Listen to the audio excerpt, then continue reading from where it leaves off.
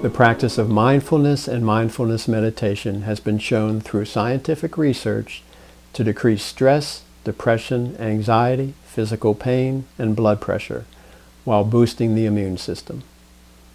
Practicing mindfulness has become a no-brainer for optimizing physical and mental health. In his seminal book, Full Catastrophe Living, the great John Kabat-Zinn, who pioneered the research into mindfulness, describes 7 attitudes that cultivate mindfulness. I will now share those 7 attitudes with you. Attitude number 1, non-judging. Mindfulness is cultivated by assuming the stance of an impartial witness to our own experience. If we observe our own mind, we may recognize that it constantly judges things as good or bad, and then we seek to hang on to the good and avoid the bad, which is the source of most of our suffering. Judging prevents us from fully enjoying the pleasures in life because we fear losing them. Judging also prevents us from understanding and learn to deal effectively with stress and suffering because we try to avoid them. Learning to observe and accept all of our experiences, both the pleasurable ones and the painful ones, without needing to hang on to them or avoid them, will eliminate much of our stress and suffering. Attitude number 2, patience. Patience is a form of wisdom. It understands that sometimes things must unfold in their own time. Impatience is simply a form of judging. I don't like this. I want things to be different. It's most helpful to be patient when the thinking mind is agitated, because an agitated mind does not make good decisions. We must also learn to be patient with ourselves as we grow and heal. Attitude number 3, the beginner's mind. To see the richness of the present moment, we need to cultivate what has been called the beginner's mind, a mind that is willing to see things for the first time. Too often we let our thinking and our beliefs about what we think we know prevent us from seeing the richness of what's right before our very eyes. Attitude number 4, trust. Developing a basic trust in yourself and your feelings is an integral part of the practice of mindfulness.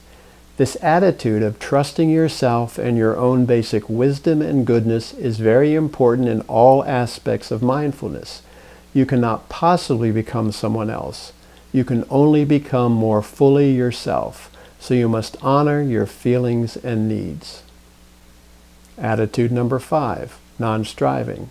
As your mindfulness grows, you will see that the best way to achieve your goals is to back off from striving for them and instead focus on seeing and accepting things as they are moment by moment. Then with patience and regular practice, movement toward your goals will take place by itself. For example, if you stop hating your panic attacks and instead focus on observing and accepting them, you will soon understand them better, which will quite naturally lead to more effective ways of coping with them. Attitude number 6, acceptance. Acceptance means seeing things as they are in the present. Acceptance does not mean that we live passive lives, feeling powerless to improve ourselves or fight injustice. Acceptance simply means that until we see things as they are in any given situations, our actions will be less effective. Thus, it makes sense to spend time accepting things as they are until the clarity of our observations makes the right course of action obvious. Attitude number 7, letting go, which is a way of letting things be, of accepting things as they are.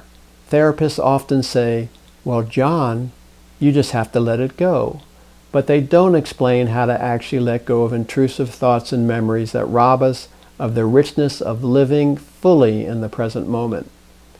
Learning to let go is crucial for taming the mind. Fortunately, when you practice mindfulness meditation on a daily basis, it's like going to the gym to exercise the muscles of letting go of unhelpful thinking, which is why research has shown that mindfulness meditation is the best way to reduce stress.